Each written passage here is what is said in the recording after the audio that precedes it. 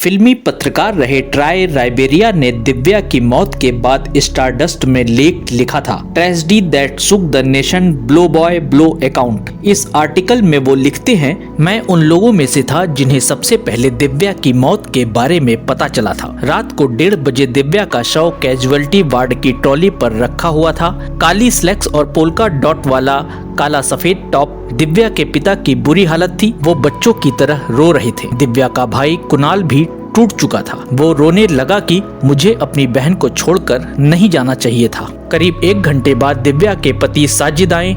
साजिद ने जब दिव्या को देखा तो वो जमीन पर गिर गए और उनके मुंह से झाग निकलने लगा। बाद में डॉक्टरों ने बताया कि उनको हार्ट अटैक आया है। इतने में निर्माता पहलाज निहलानी पहुंचे और उन्होंने स्थिति को अपने हाथ में लिया। तब तक बोनी कपूर, गोविंदा, कमल सदाना, सैफ ये सब भी आ गए थे। दिव्या की मां से संपर्क देर में हुआ। वो जब आई तो उन्होंने चादर उठाकर दिव्या का चेहरा देखा और अपना सिर दिव्या की छाती पर रख दिया। वो चुपचाप चली गई और थोड़ी देर बाद लौटी। दिव्या की मौत के बाद उनका परिवार और दोस्त सदमे में थे। करिश्मा कपूर ने बताया था, हम कुली नंबर 1 की शूटिंग कर रहे थे, लेकिन सेट पर हम सब बहुत दुखी थे। सीन के बीच में जब ब्रेक होता था तो हमारी आंखों में आंसू होते थे।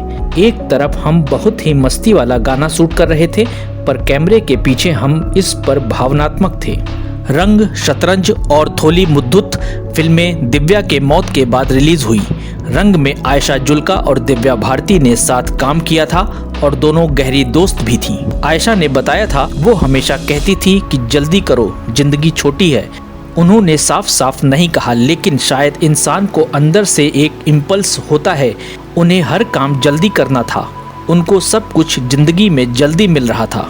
वो खुद कहती थी कि उन्हें कुछ समझ नहीं आ रहा। ऐसा लगता है कि उन्हें पता था कि उन्हें हमारे बीच ज्यादा दिन नहीं रहना है। दिव्या की मौत के बाद एक बड़ी अजीब बात हुई थी।